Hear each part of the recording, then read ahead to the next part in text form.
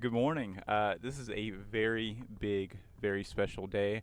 I'll be covering this in the vlog as well, but I'll be using this as a deeper discussion about Apple's special event. And also, it's my 4-year marriage anniversary today.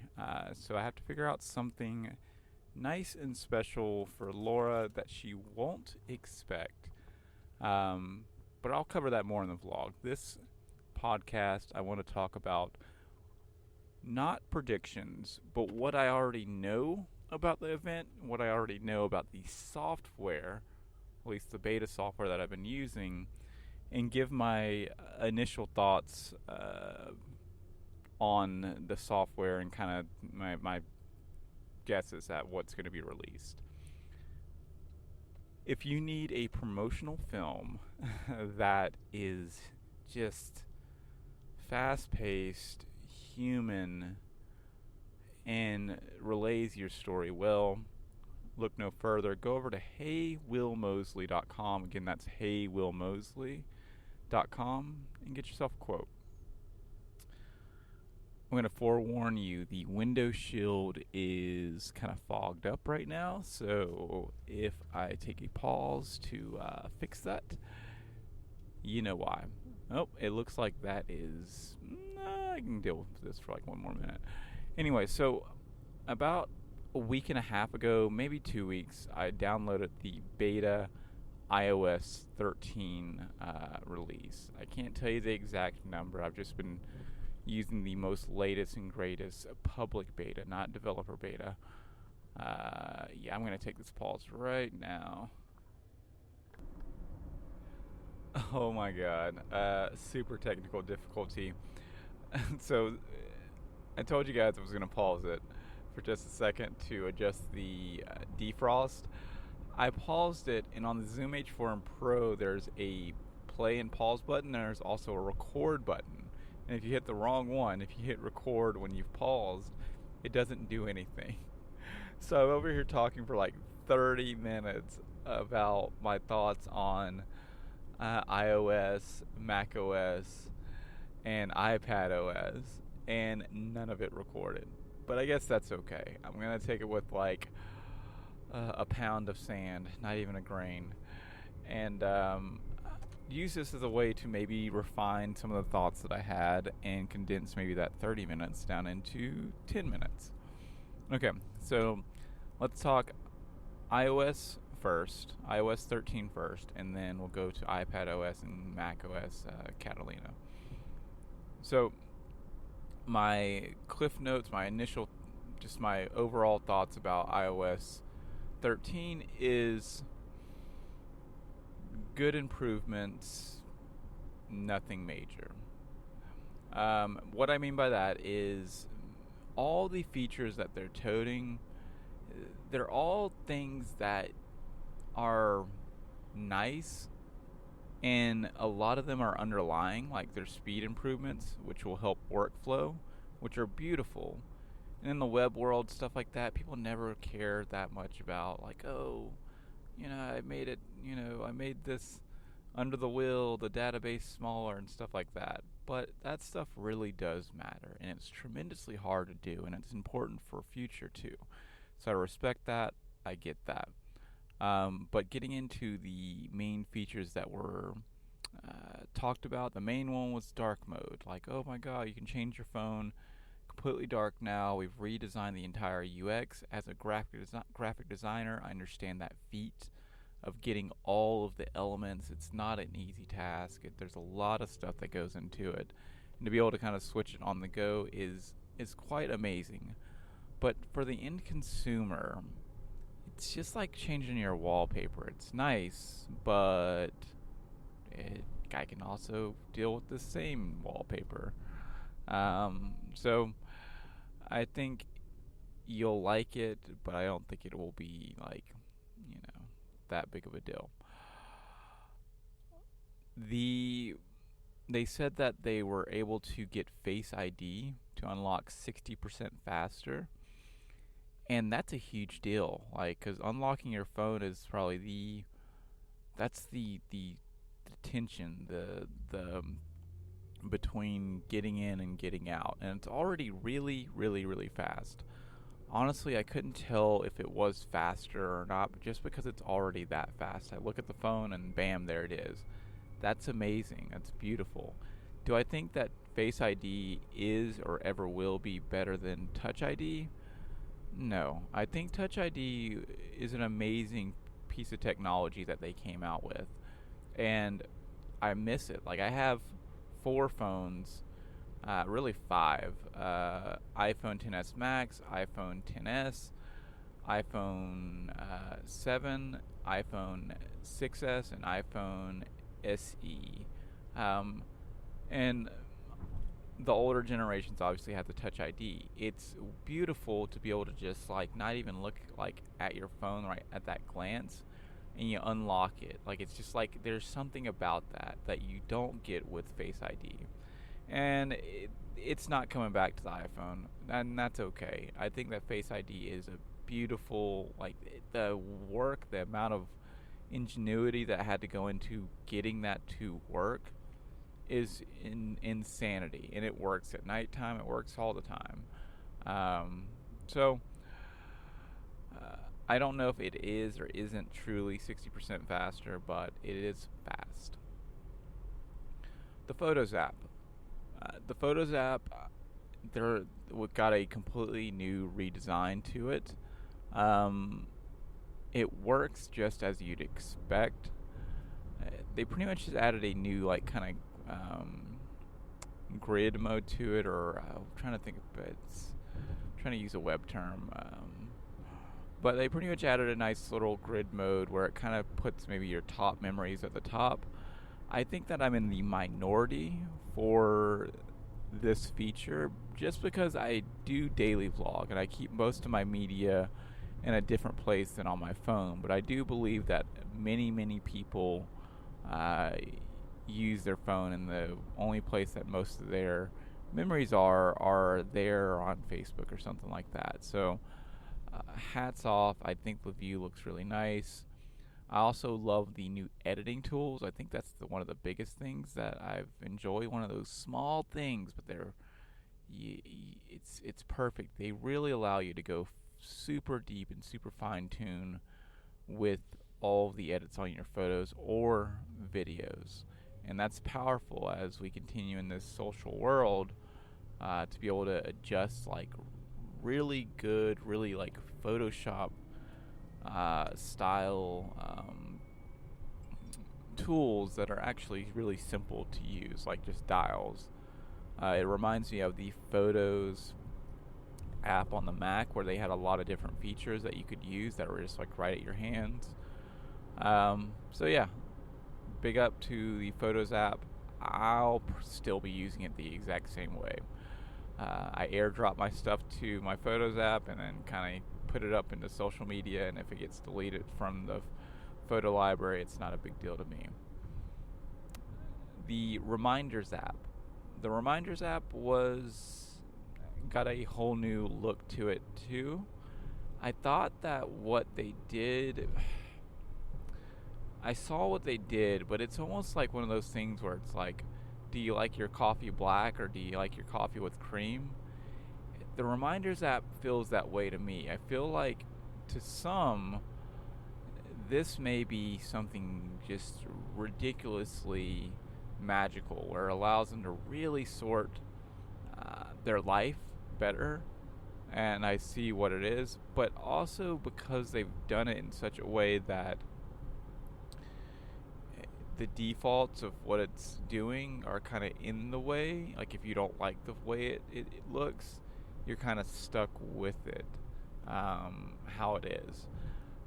I know that was kind of vague, but for instance, I finally figured out a to-do system that worked for me that I was using in the Reminders app on iOS 12. But that system doesn't flow as nicely as it did in the previous Reminder app than it does now in the new one, because they've kind of moved a lot of stuff around and prioritized stuff. But I think I'm just the minority with that. The cool thing about the reminders is that it does give you like the option for like if you're typing stuff, it tries to look for times as you type about something or a place uh, or like if you write a date or something, it kind of automatically picks that up and suggests that that might be the due date. So cool little intelligent things right there. Uh, but I don't know if it's the game changer. I think it's a nice update. The Notes app got an update as well. I can't think of like the big change in it. I think the big thing was like you could search for something different. I don't know. It wasn't. There's not that big of a difference. Onward. What else? Files. Files got updated too. There are some. It did get a good overhaul. I want to say like this was one of those big things that look small, but they're major.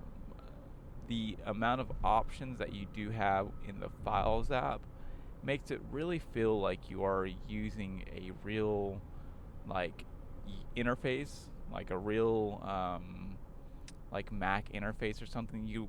It has what I'm trying to say is it's not exactly lacking any options that you would think. Like if you're like, you took a file on your phone, you're like, man, I wish I could. Most of the options just seem to be there. Like you would do, like like when you're on the computer, you right click and okay, I can compress this. I can copy this. I can move this. I can delete this. I can do everything I can think of. I can share this. I can do all these different things that are not. I wouldn't say. I don't know if I'm being just a consumer. Are expected of a file in like on a regular computer system, but not expected at the same level on a phone. And those are finally there. And I really appreciate it. It looks really nice. How they laid it out is beautiful. They put AirDrop kind of front and center, and I love AirDrop. So big up to that. So yeah, I think that's a really, really good upgrade for Files. The camera, I think there was some new feature that got added to the camera, but I didn't really notice it. There was, I'm just trying to, there's one or two more things that believe I'm missing.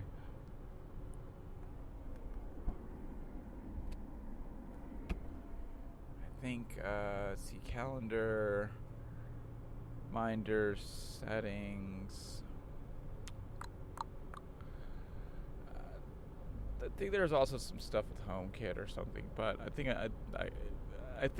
I pretty much covered the majority. You can also like crop stuff, like crop videos. So coming back to my original statement of like nice updates but nothing major, it kind of is just one of those things where it's like it's a lot of under the hood stuff that's very important to the operating system, but for the consumer, not that many features that are really changing your workflow right this second. I do think iOS 14 will be absolutely ridiculous. iPadOS. This was one of the ones that I was really excited about, but didn't think that I would get to try it out. My iPad finally found its way back to me after a year, and I was like, what a perfect time to try out iPadOS. I was excited about this one because it was supposed to be the one that really turned your iPad into like that operating system, that real like the competitor to macOS, almost like that being able to get real work done on the iPad. And I guess my thoughts, if I had to sum it up in a few words, are major changes, but still an iPad. What I mean by that is they've rehauled a lot of functional file stuff in there.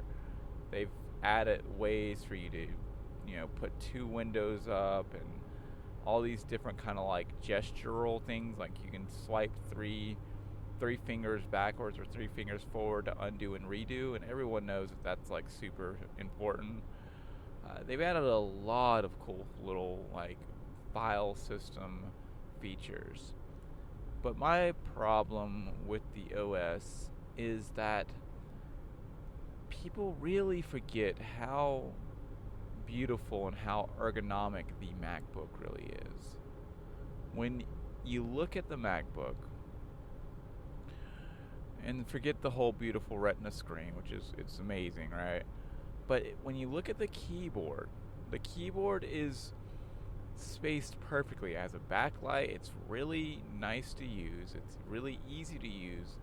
And we've, after using a MacBook for over 10 years or whatever, like there's so many intuitive things that you just do that are, you just know that just happen, that you can expect from the system. It's not guesswork of is this going to maybe work or not going to work, or I got to think to do this action or not think to do this action. It just you are there.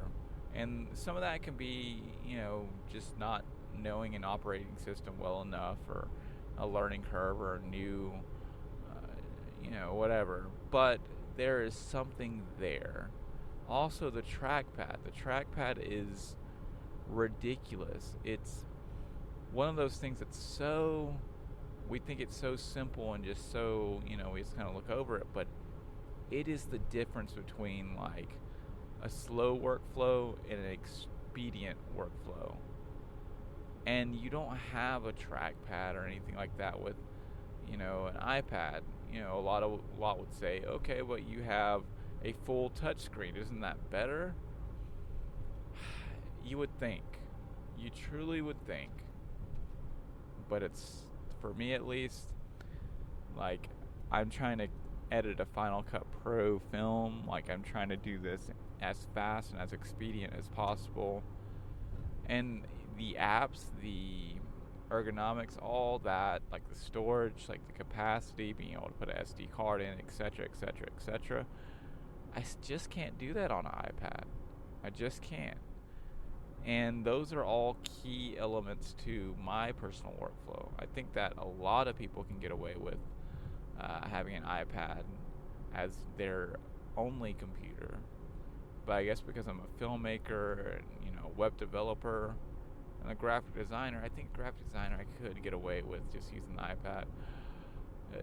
They all require very, they're all heavy intensive, and I have to be able to work fast, and I can't do that on the iPad.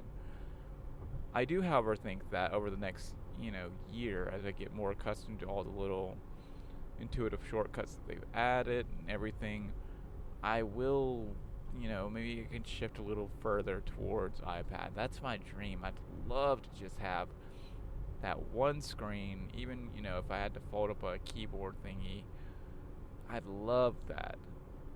But it still just isn't there. And it's sad because you want it so bad. There's so much good to the iPad. There's so much good. Like, I can't speak well enough, but this is the problem that it gets, right?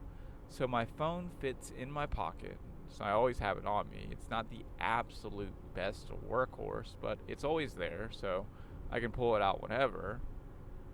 My MacBook is my workhorse, so if I really need to get some hardcore work done, I'm going to pull that thing out because I know I can get it done faster.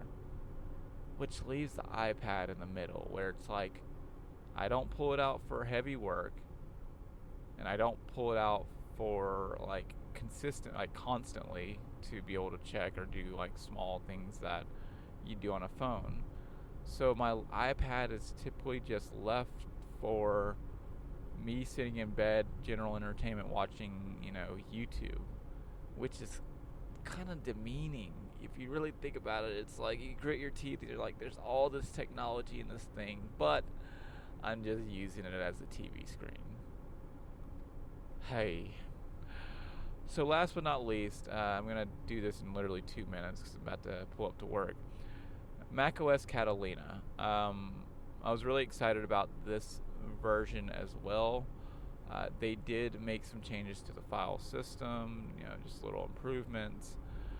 The big thing that they were toting was like, we're separating iTunes into Apple Podcast, um, Apple Music, and then Apple TV, which they did, but I didn't really check any of that out because I'm not doing Apple TV yet. I have, Prime and Netflix and Hulu, everything else.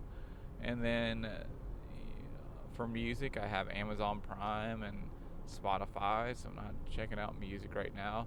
Podcasts, of course, I love, but I listen to my podcast on my phone. So, what is the major thing that changed with macOS Catalina? If I had to give it a couple of words, I'd say beautifully consistent. Like, I really enjoyed this update. There wasn't anything crazy different about this update, but the system is already amazing. It's already perfect. I couldn't want for more from the macOS system. It just works. They added the dark theme, which I thought was cool, but it was gimmicky. It actually makes me sleepy, so I turned it off. And there are things that I'm missing that I'm not saying, but I really love the macOS operating system. This update doesn't seem to be a huge one. I think it's under the hood, but it works. It works just fine. Sidecar, I wanted to try out Sidecar. I thought that was really cool because I had the iPad, but apparently you have to have a specific version of iPad and a specific version of iPad, a specific Mac, and they have to be roughly up, fairly late hardware. So I wasn't able to try out Sidecar, which allowed you to pretty much use your iPad as a secondary monitor, which I think it's amazing. But is it also another? I wouldn't say it's gimmicky, but also would I actually use it is the question. And I don't think I'd use it on a day-to-day basis, simply because I have 2 screens and 2 monitors already that I don't use. I prefer just having my MacBook out. So that's that. I really, really, truly hope you enjoyed this. These first thoughts about, iOS, iPad OS, and Mac OS. I'm looking forward to hearing all the releases, anything that wasn't covered in this. I'll look to cover tomorrow or in the vlog, so check that out. Remember, if you need a promotional film, go over to heywillmosley.com and get started today. Catch you guys on the next one.